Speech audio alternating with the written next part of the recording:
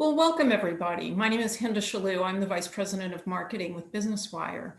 Thank you for joining this co-produced webinar with Onclusive about news release benchmarks in the healthcare biotech industry. Just a couple of housekeeping items.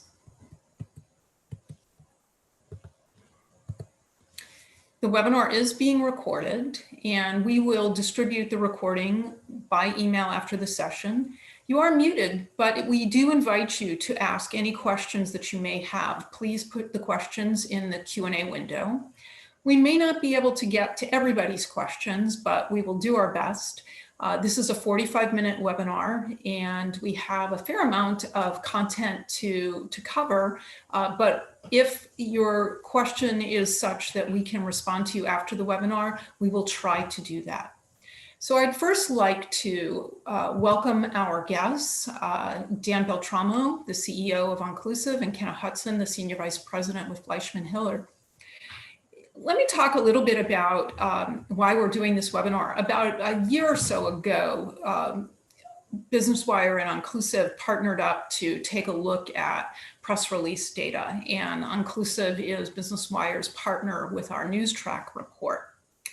And Onclusive is able to give us measurement information about syndicated media, earned media, as well as social media. And we wanted to relook at that data. So we gave Onclusive press releases from January to June of this year for them to look at the information. And the reason why we gave them 6 months of information was because we wanted to take away sort of the COVID bias and see what was going on with regard to that information. So Onclusive agreed to do it and sifted through the information.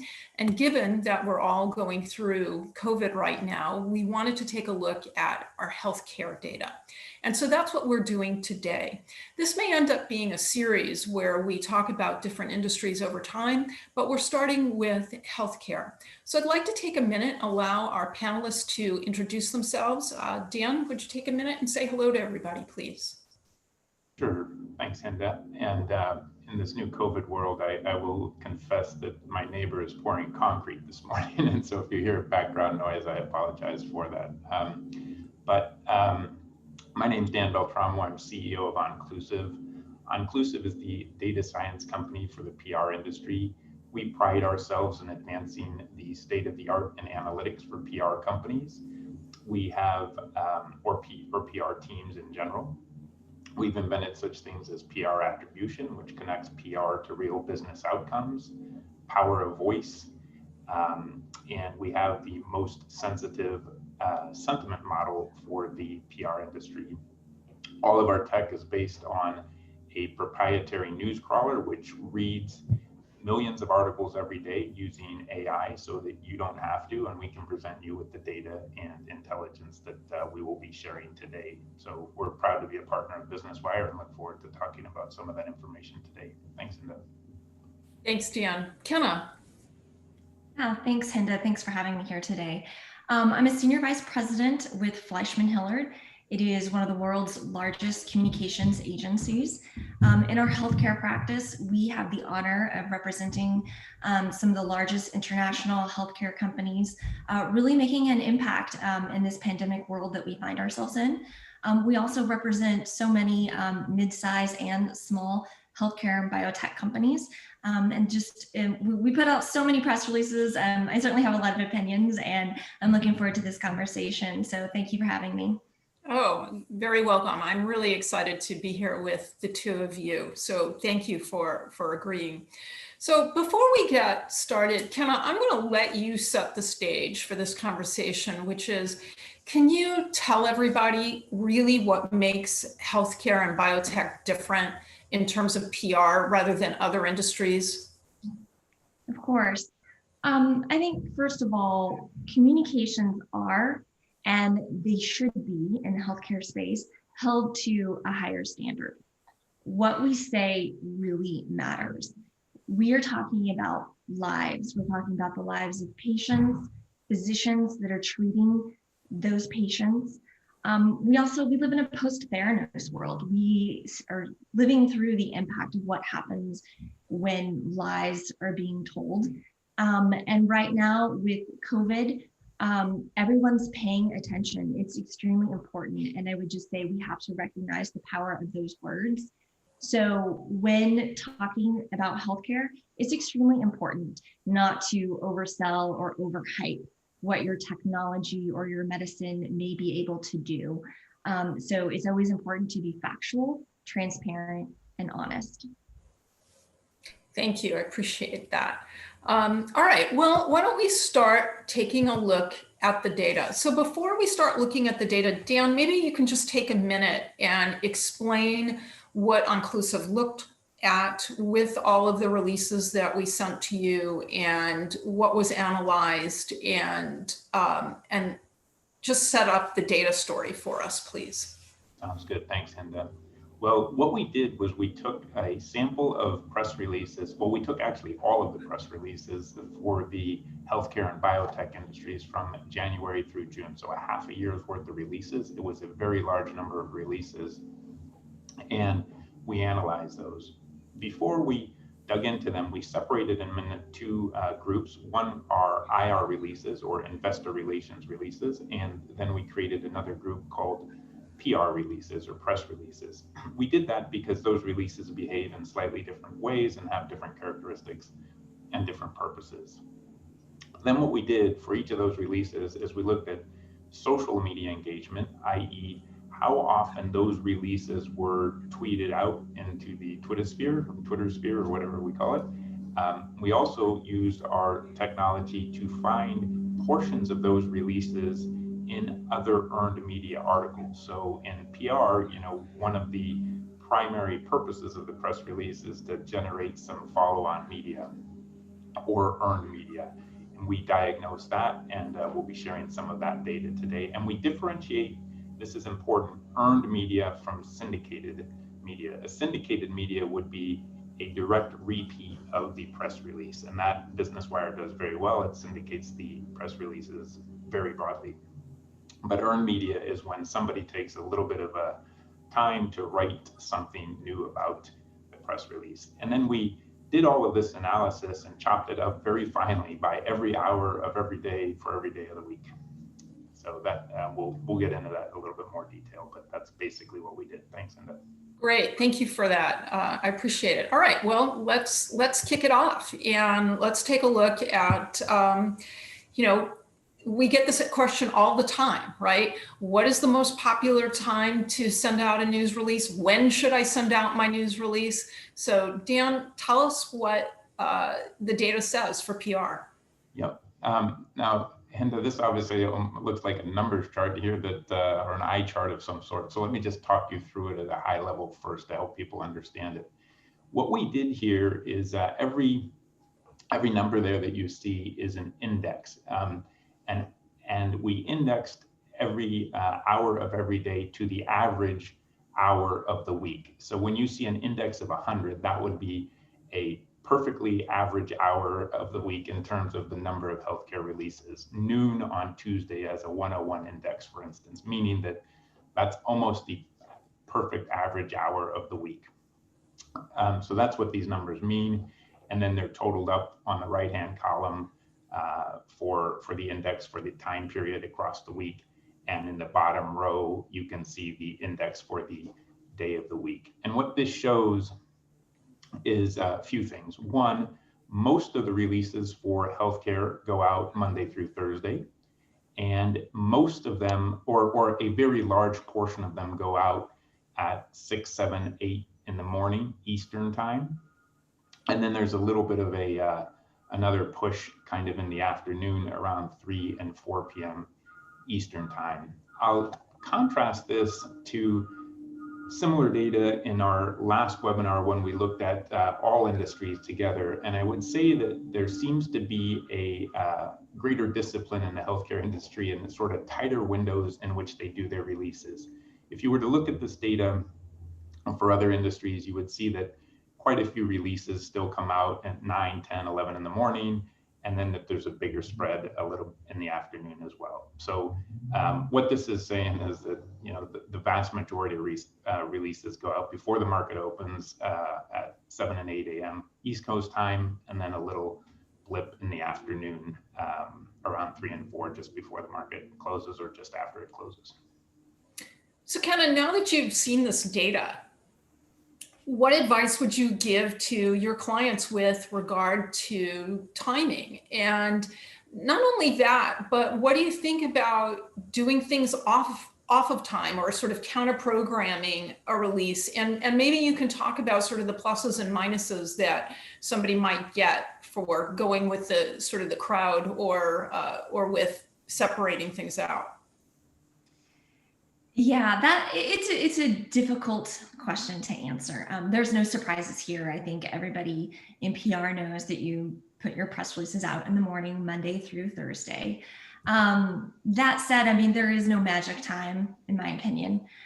You want to do it where you are allowing reporters time to do their stories throughout the day, make sure that they have time to interview your spokespeople, get all the data, and then file their stories by their deadlines. So that's why you see things go out in the morning. That said, sometimes you just don't have all of your stakeholders together.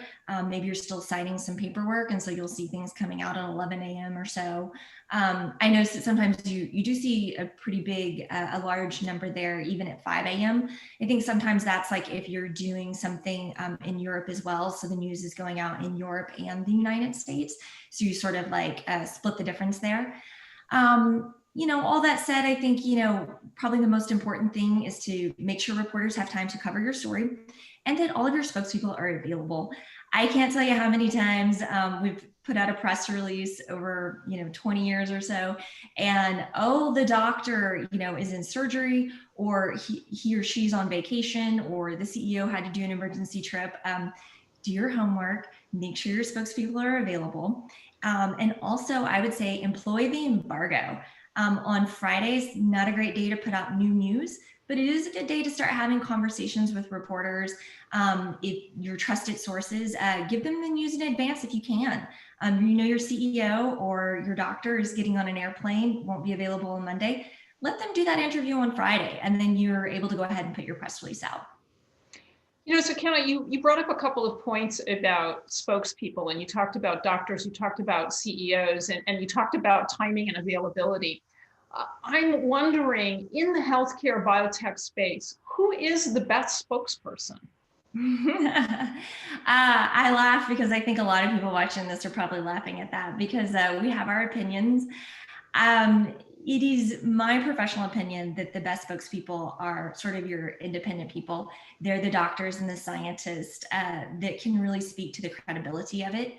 Now, that's not to say that your CEOs are not important. They really are. They can talk about why the company is advancing this type of therapy, where it's headed next, but they're not always the best person to do that. So I would say that for credibility and for your reputation, you always want to make sure that someone else is saying that you're doing a great job and not just yourself. What about patients? Yeah. So talk to us a little bit about that. Yes. So I think I mentioned earlier when we were talking, Hinda, that at JP Morgan 2020, this was the first time that we saw a patient on the stage. And it's almost incredible that we've been doing healthcare and public relations all these years, and so frequently we forget about the patient. So a lot of times, you know, it's not practical. You're not able to get a patient in your press release. Sometimes you are, and that's incredible. But also considering, you need to always consider the patient perspective. And so if you can work with an advocacy group and have someone that can speak to the promise, how patients feel about something, consider the end user. I know there's a lot of times that, you know, we think, what do patients want? And also think about how we're defining patients. You know, I talk about this a lot. It's like, we don't talk about diabetics. We talk about people who have diabetes. People are not defined by their diseases, they are people. And when you do healthcare public relations, it's always important to remember the people. I think that's just great advice. Dan, before we move on to the next slide, we had two questions that came in that I want you to address. So one question was that can I assume the higher the numbers, the better? So I think you need to just take 1 second and re-explain the numbers on the chart, because we've got another chart that I'm going to show. And then there was a question about what percentage were public and private companies. So if you can answer, I think the answer is pretty 50-50 on public and private, but you might have a more exact view than I do. So if you can answer both of those questions before I bring up the next data slide. Sure, and I saw that question come through. The on the press releases here, these are public relations releases. So these are not regulatory driven releases. So this is a mix of public and private companies, and I'm not 100% sure, to be honest, what the exact mix is. It basically is reflective of Business Wire's customer base, which I would imagine is quite representative of the industry at large, given Business Wire's size and scale. And then in terms of, can you assume that the higher the number, the better? On this chart, I would say the way to interpret it is the higher the number, the more popular. So the large numbers here reflect the times where the most releases go out. We haven't quite yet got to the best times yet, and we will get to that very shortly. And we'll highlight that possibly in the next slide. I'm not sure, it's within a few slides. Well, the next slide is related to sort of public and private, which is about the IR. So let's take a look at the IR information. Yep, perfect. Perfect. So what you see here is a little different. If you remember from the past slide, there was a little more green spread around the chart. What this is showing is that there's very, very tight windows in which the investor relation releases go out. They tend to go out at 6 a.m. and 7 a.m.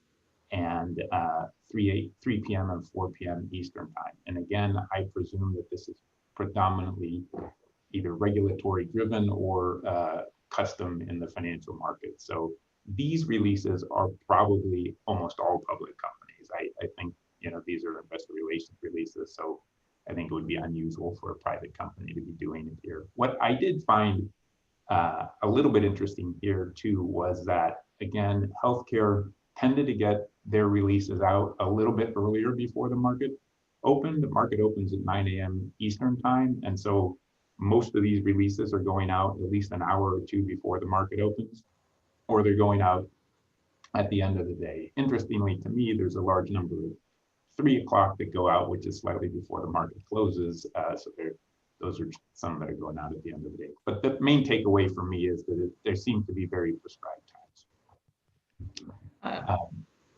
No, I'm sorry. I inadvertently changed the slide. I was looking at a question. Sorry. Right. But that's what the takeaway here is, that you know, it seems like it's pretty straightforward when you need to get your investor relations releases out. You're either trying to precede the market or catch it at the end of the day. So Kenna, any advice on the IR side, or any particular point of view or anything that you'd like to highlight here? Not really. I mean, I will say that, you know, when we're doing press releases, everyone who does press releases know that the review process can be very difficult. You have your legal, your medical, and your regulatory review, as well as others as well. So as far as timing goes, I would say, do not consider your legal team to be your adversaries. Develop those relationships and make sure you're consulting with them every step of the way, including what time your releases should be going out. Great, thank you. Well, now let's take a look at a little bit more data, and let's take a look at earned media for healthcare. After all, a lot of people are, you know, this is sort of the money slide. So let's spend a little bit of time talking about this, Dan. I agree, Linda, this is the money slide. And so this is, to me, from the data perspective, maybe the most important slide in the deck.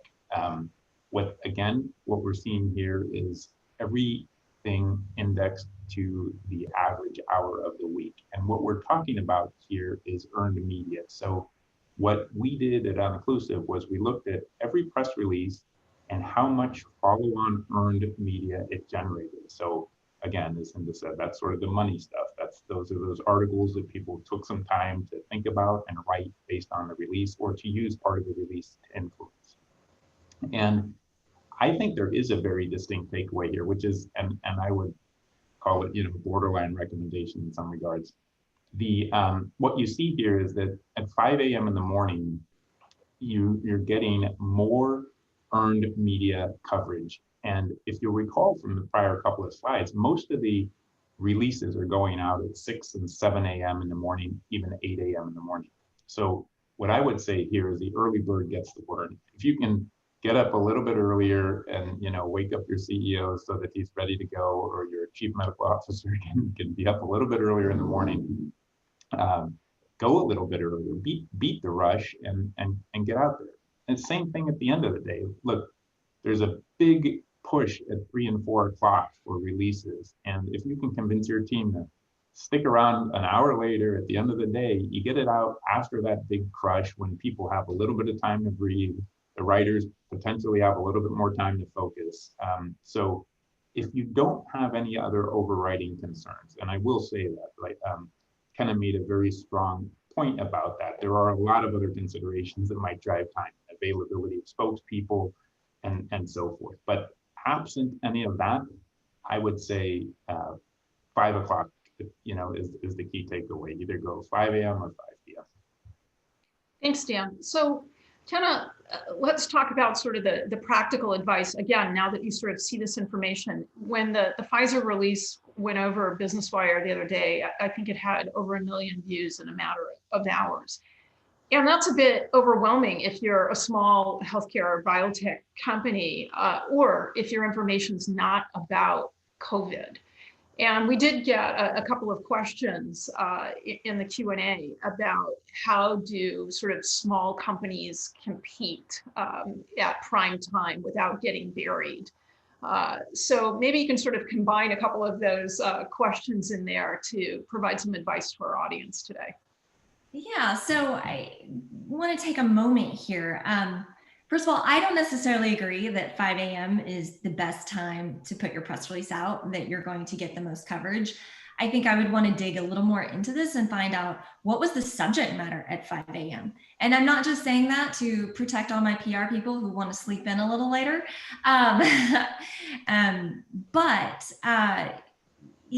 I think we have to find out why, or what is the topic at 5 a.m. Because I don't really necessarily think that's it. It's the same with 5 p.m. I think that these are really kind of breaking news situations. And so I think it goes back to subject. What is the subject? If it's Pfizer's news, obviously that's big. Everyone's going to be covering it. And to your question, Hinda, how do you compete? Is that really what we're trying to do, is compete? And if it is, I think you're going about it the wrong way. I think what you want to do is you're trying to take your news and you're trying to communicate it to the right audience. And so it's not about doing better than your competitor necessarily, but it's about being honest.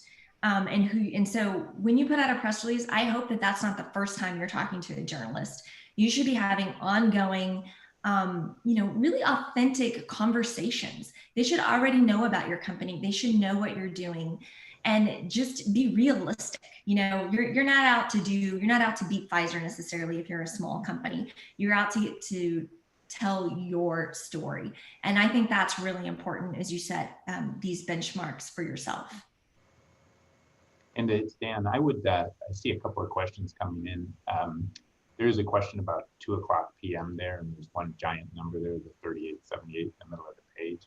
I'm assuming that was a very large release by something like Pfizer or somebody that had something to do with COVID at that time. So I purposely kind of discounted that in my comments a little bit. I don't think that, when you see a number that big, that's a non-typical number.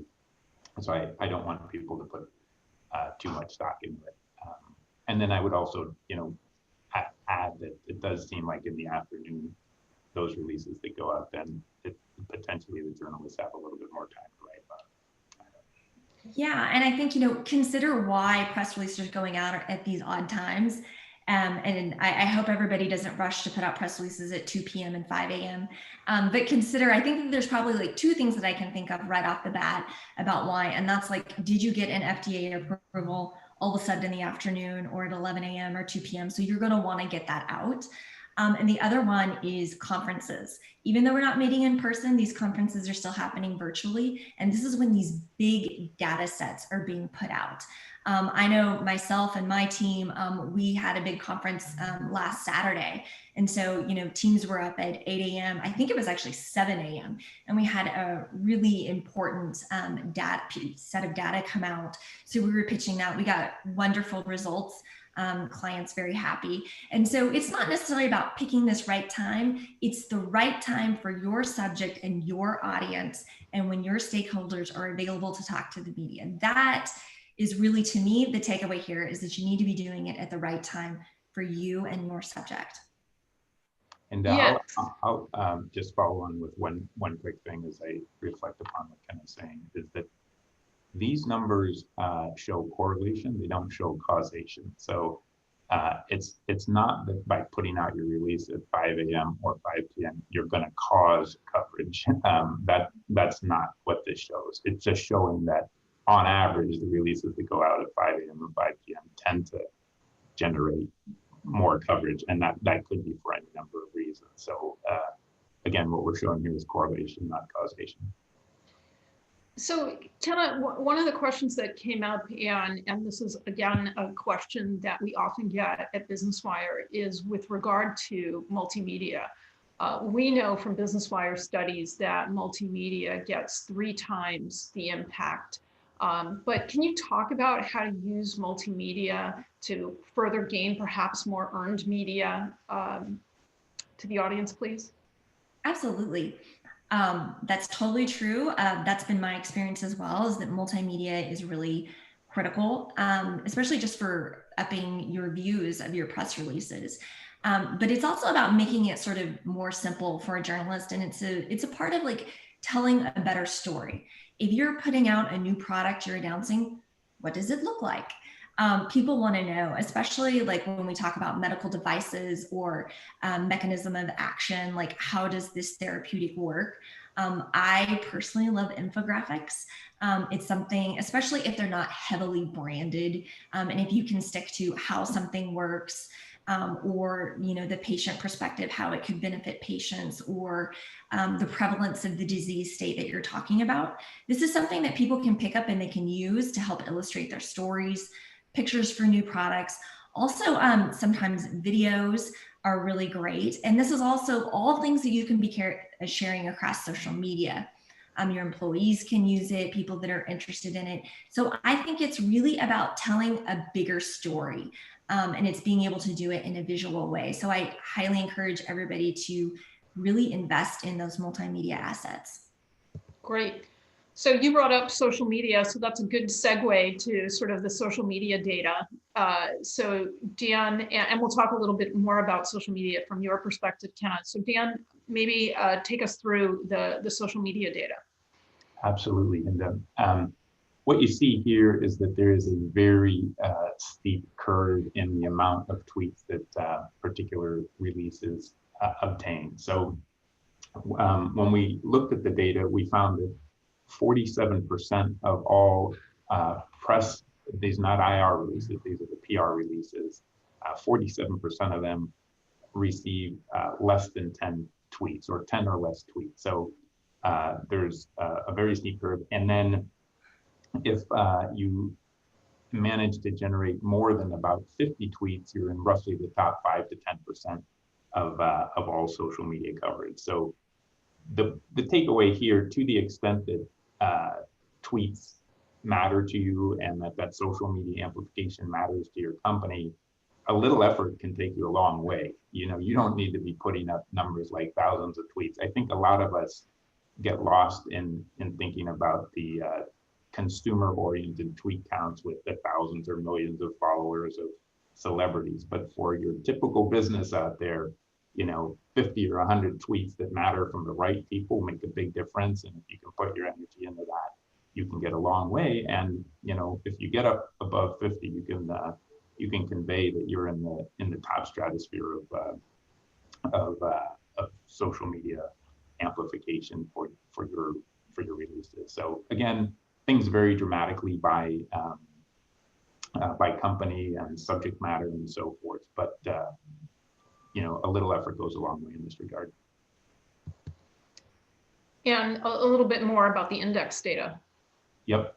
The what you see here, you know, again, is that there's tweeting happening all the time, but again, a lot of it happens early in the morning, you know, kind of before that 6:59 p.m.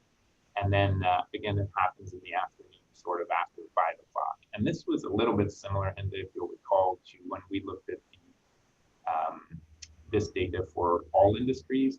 It seemed that the tweeting happened on the way to work, you know, or when you're eating breakfast, or on the way home from work in the train, or as you're, you know, unwinding after a day of work. So that's when that Twitter activity happened. And you know, this data also partially influenced my recommendation about 5 o'clock, you know, either in the morning, 5 a.m. or 5 p.m. Because again, if you look for your 5 a.m., you're getting a lot of Twitter. This is basically 5 to 5:59 in East Coast time. You get that index of 157, and then at 5 p.m. you're getting the index of 186. Those just happen to be a couple of relatively large numbers. So it is interesting to me that the tweet activity does tend to happen mostly off business hours, and you know, that's a takeaway there. One person did ask, just to, I'm looking at the chat there, what these time frames represent. They basically, if it says 5 o'clock, that's 5 to 5:59 p.m., or 6 o'clock is 6 to 6:59. And then there was another question about, are we indexing things? Could it be that there's more tweets at certain times just because there's more releases?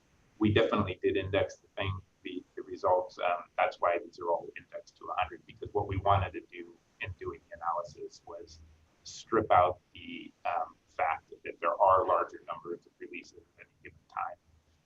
So what we do is we look at the number of tweets or the number of earned media articles relative to the number of articles during that month. So a couple of technical points there, but the basic takeaway just again is tweeting tends to be an off-hour activity, and earlier or right after work at big times. Thanks, Dan. You know, when I look at this chart, what it tells me is that social media happens 24 hours a day. So Kenna, I'm wondering your advice now that you look at this and how you coach and counsel your clients about social media. I mean, it's obviously, you know, Twitter is certainly a mainstay, but, you know, other channels, how do you get employees and other stakeholders involved to amplify your message? You know, give us a little bit of understanding about how to make social media work for healthcare PR and biotech PR. Yeah. So the first thing I would say is get yourself a good agency so that you can have a holistic approach to all of your communications. You should have a full strategy. And I think social media sort of brings this up here, is that you should have your external communications. So that's your press releases and your media strategy. You should also have your internal comms so that you're making sure your employees know what's going on and they can share on their social channels. And then have a full social team. Here at Fleischmann, I mean, we have experts that work, you know, specifically with our core PR team on sort of your game day strategy or your game week strategy. And so it's not just putting your press release on Twitter, but it's how people are engaging with that. You're sharing your multimedia assets. As reporters are perhaps covering your story, you're sharing their stories as well. And then one thing that we've seen is because, you know, so much of the oxygen, so much of the space is taken up with COVID right now, you do see a lot of reporters, I think, in the healthcare space actually sometimes just tweeting a little bit about news. Interesting news today from such and such company with perhaps a link to some additional information, but maybe they don't have time to write the full story. So, you know, you need a team that's really paying attention to your socials channels pretty much all of the time. And Dan, you're absolutely right. I think we know that people are really looking at Twitter, you know, in the mornings and in the evenings, and hopefully not when they're working, unless they are those social strategists. And then also knowing that the different channels have a different tone. So if it's Instagram, Twitter, Facebook, LinkedIn, you're going to need to customize your messages for those specific channels. They'll take on different tones and may need different assets. So, I think what I take from this is that you need, a good agency. You need some really well-informed social experts. So just trying to get a couple of questions from the audience answered.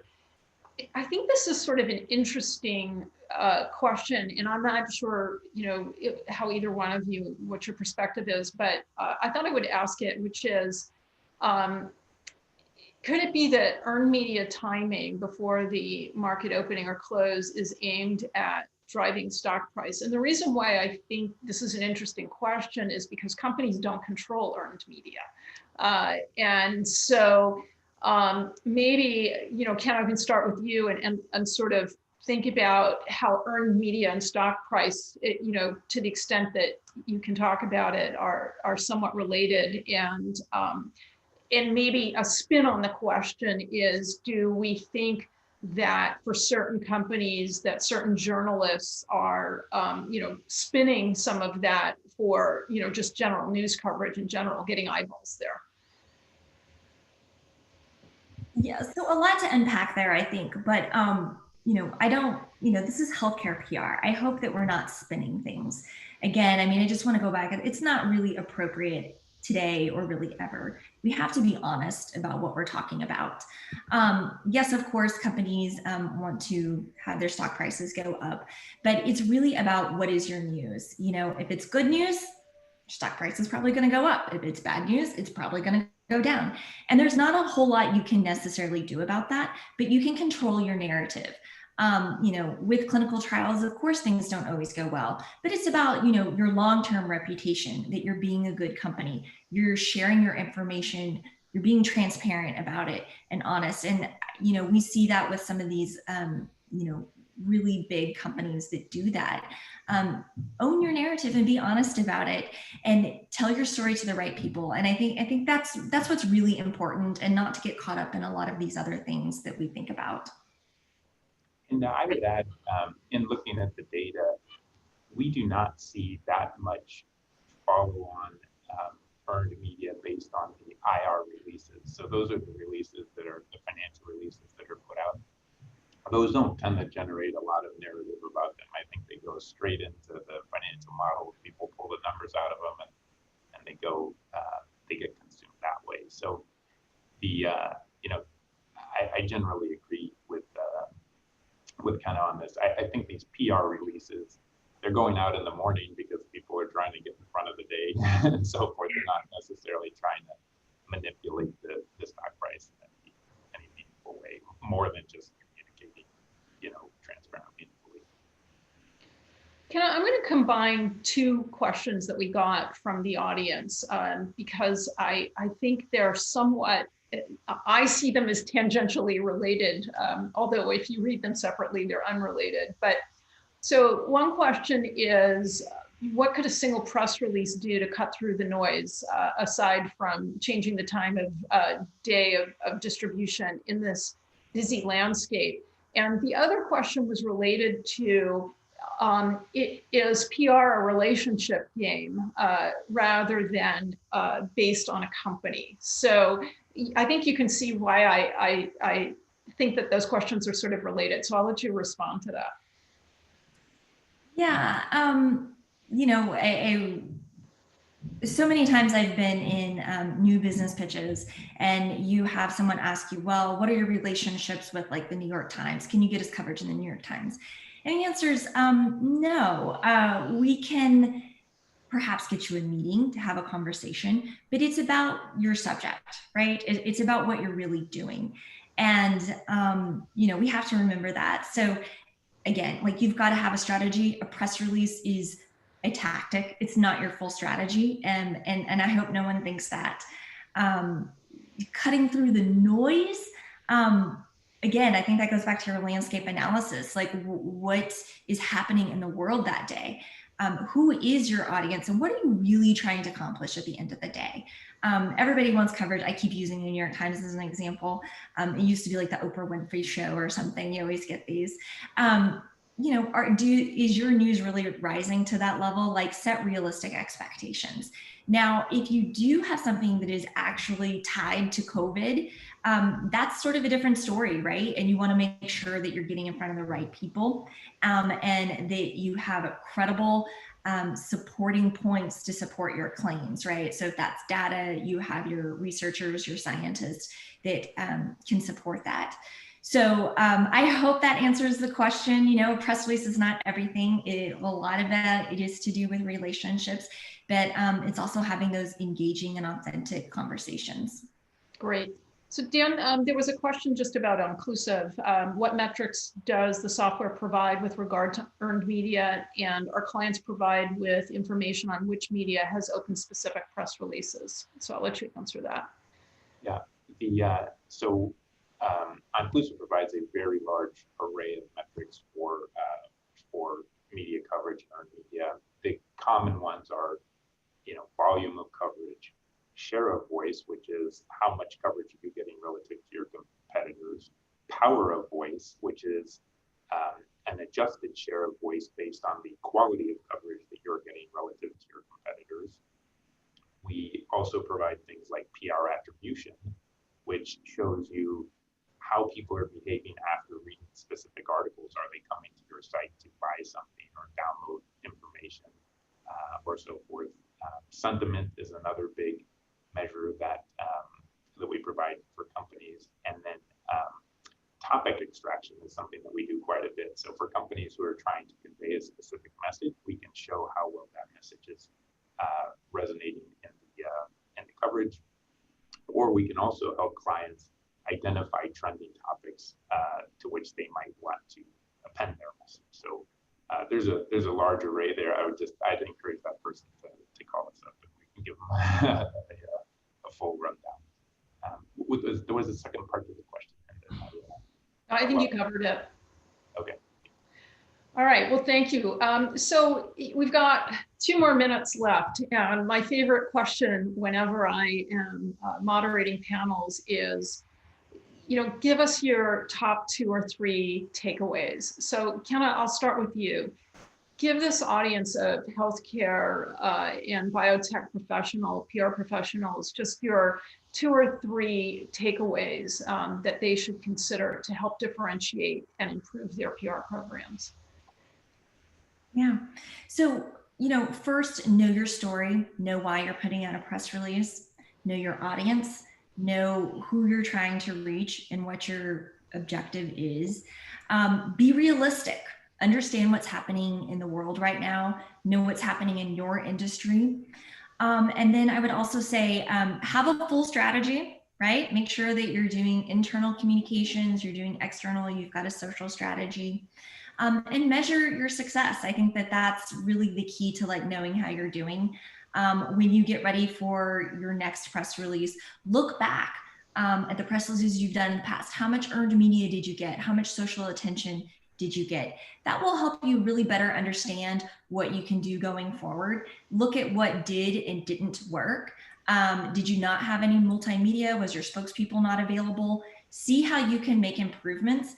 I think it's great to compare yourself to what else is happening in the industry and how other companies are doing, but always be realistic about the story that you have in front of you and make sure you're telling a good story and you've got all those pieces together to tell that full picture story. Great. And Dan, in the last minute or so, based on the data and your observations? Sure, thanks. A couple of things I'd share is one, that performance varies widely across press releases. So, you know, you don't get locked into like, hey, every release has got to look like their last release. And then another key thing is that public relations releases and investor relations releases are different animals, and they shouldn't be judged together in the same way. So those are sort of the caveats. More importantly, I would say expectation setting is a big deal. I don't think you want to do a press release and have the expectation that you're going to get 500 tweets and 75 articles written about it. I think you want to be realistic. I think the data we provided helps show you that 47% of press releases